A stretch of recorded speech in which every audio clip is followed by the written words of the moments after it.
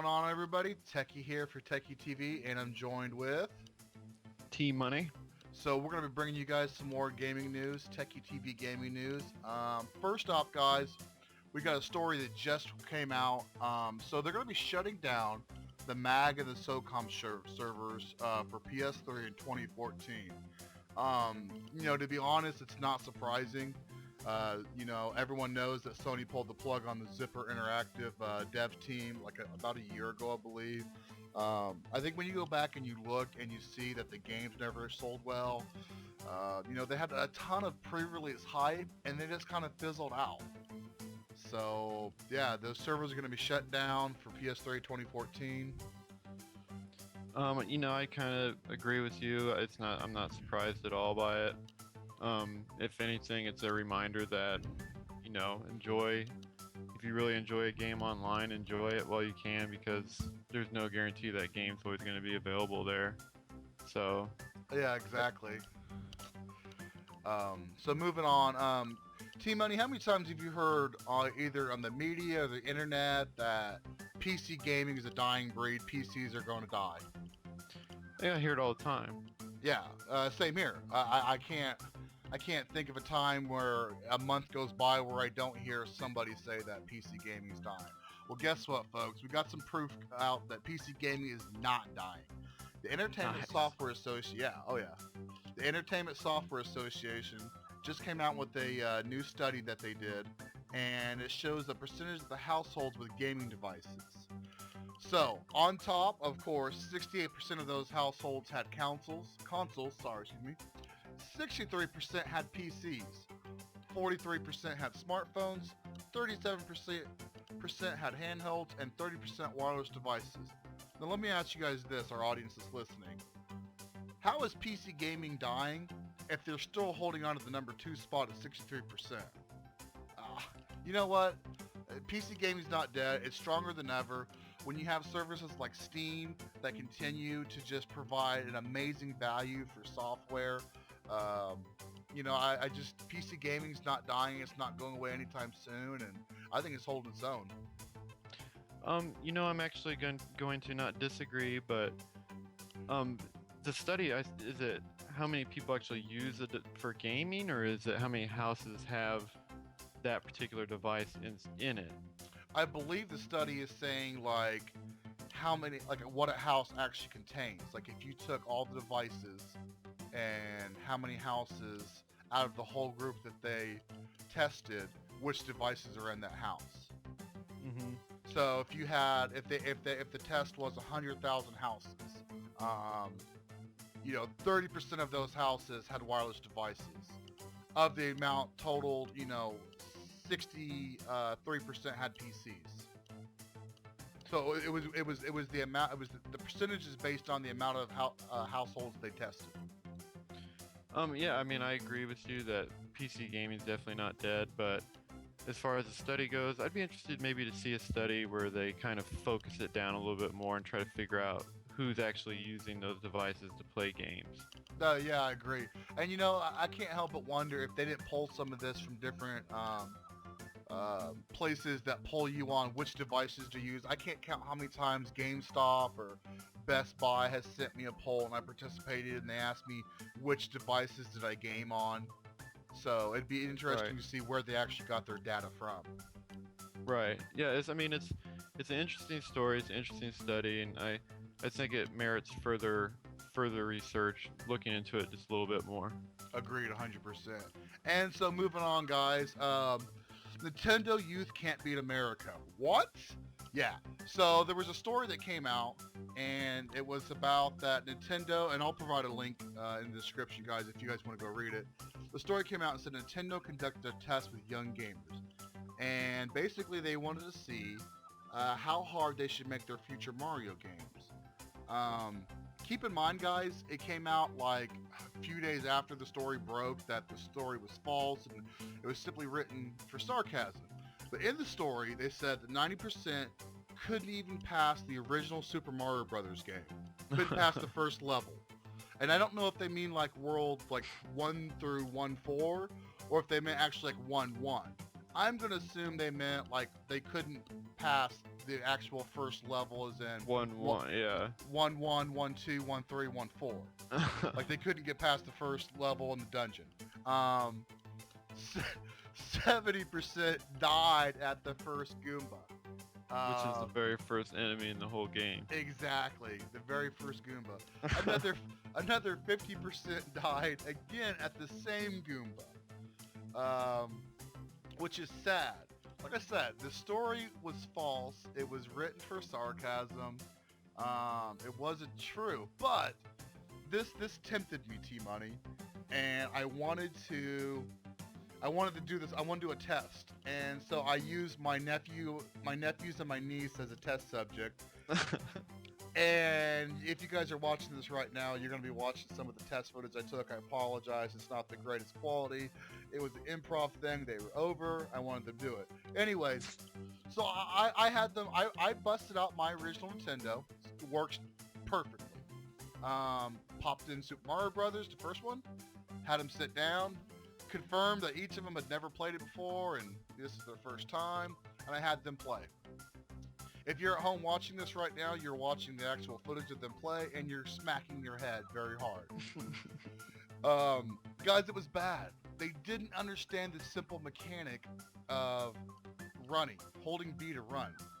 They didn't understand, and keep in mind, these kids are kids that have grown up on 3DSs, DSs, Nintendo Wiis. They've played Mario before. They know what Mario is. But they didn't grasp the concept that you need to collect coins.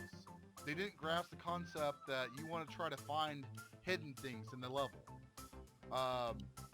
When they got the fireball, like, they had trouble even using it.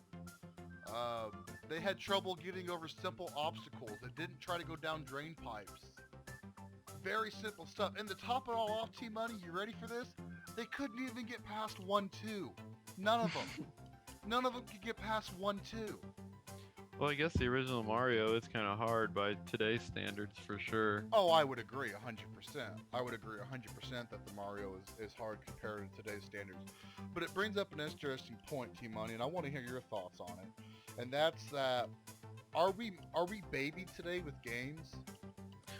I'd have to say definitely. You know, I go back a lot. I play a lot of retro games, and I would say that with each generation, the difficulty has gone down. I feel like playing original NES, some of those games are near impossible. In the 16-bit era, you know, I feel like they're a little bit easier. And as the generations have gone on, I feel like they've gotten easier and easier to today, when I don't want to say that there's no game that anyone can't beat, but you know, sometimes I wonder if there's really a game out there that's challenging enough to not be finishable. Sure, definitely agree. So yeah, guys, let us know in the comment section what you think about that story. I'd love to hear your thoughts. Moving on, so Nintendo officially came out and announced that they're going to be offering a rewards program beyond what they already have for Nintendo Club, for both a gold level and a platinum level. And I don't really know a whole lot about this, but T-Money, you know some more about it, right? Yeah, I've dabbled a little bit in the rewards program Nintendo has. It's called Club Nintendo. Basically, when you buy a new game or a new piece of hardware, you enter a code into the website, and then you earn coins, which you can exchange for prizes. And there was no real distinction before. I believe there was no equivalent to the gold and platinum level. They're just rolling this out. They released a list of prizes, which are actually pretty good, which is not the norm for Club Nintendo. Now, was there any on there that caught your eye that some people would probably like, wow, this is pretty cool? Yeah, definitely. There's more games than what is commonly offered in their prizes here. There's Super Smash Brothers for Virtual Console for the Wii, which is actually a pretty good offering. WarioWare DIY Showcase for WiiWare, Legend of Zelda Link's Awakening DX on Nintendo 3DS eShop, which I imagine 99% of the Club Nintendo members will download if they get to this level. Okay. Super Mario Land, another great 3DS eShop title. Okay. There's a couple other goodies which I think will be popular. Legend of Zelda Majora's Mask original soundtrack. Oh, cool. That will cool. probably be a hot item. The prizes look pretty good. The only downside really is that you have a really short window to get these gold and platinum prizes. I believe that you'll have till August 15th to make a choice, and then those rewards will go away. So, Really? pretty cool addition to an existing program. Probably going to take a lot of coins to get to the level it's going to take to buy some of these things. And you got a kind of short window, so hopefully you've been stocking up on your Nintendo coins. Yep. Okay. Cool stuff, man. Thank you. And so, guys, moving on. Before I get to this last bit, I want to preference. We at TechyTV, we're not biased people. We simply just bring the news out there, positive or negative, and we're just trying to inform you guys and bring you guys the news. So don't hate us or leave negative feedback or anything like that. I just want to bring you guys the news, what's actually happening. We love all consoles. We love all gaming. We love technology. I mean, would you agree with that? Absolutely. Yeah. We're not haters over here. No. So, but I did want to bring you guys this story. So at EVO 2013, which is a big gaming convention, Mad Catz and Double Helix took the stage. And they were presenting a joystick, correct, T-Money? Yeah, joystick, and they're discussing other projects as well. Right, exactly. And so while that was going on, there was a Twitch stream that was, had the whole thing for you to view, and people were able to leave comments and stuff. So they come out and they were talking about Killer Instinct. They were talking about their new fighting stick, and while that was going on, I guess apparently the comment section just went crazy. And people were saying stuff like, get this shit off my stream, no one cares, show Marvel, this looks terrible, and things like that, and just exploded. Excuse me. Even worse, apparently attendees at the EVO convention started chanting, Marvel, Marvel, Marvel. I can't even imagine what, I would feel like as a presenter if all that started going down. Pretty embarrassing. Yeah, and then to top it off, if that wasn't enough, when so Mad Catz and Double Helix, I don't know if they were trying to promote the Xbox One or what, but they say that, as everyone knows, Killer Instinct is exclusive to Xbox One. And right after they say that, they just start getting booed like crazy. And T-Money, you saw the video, right? I watched it. It's pretty painful to watch. Those guys look pretty uncomfortable up there. Yeah, I believe at one point they were like, yo, yo, yo, yo, yo, yo. They were like trying to calm the crowd, but yeah, I mean, it took a pretty hard hit. And so really what I want to wrap this up with, even though Microsoft has come out and said, hey, we messed up, hey, we're sorry, they've actually quoted, and I believe you've heard this right too, T-Money, shame on us. Yeah, they've kind of owned up to some of their missteps here, but I don't know. It kind of remains to be seen how it's going to perform once they launch some of this stuff. And like I've said in previous video, guys, I know that the system's going to go on to sell well. It's just unfortunate right now that Microsoft has this black mark against them, and it's like whenever it's brought up, it's like this dirty scar.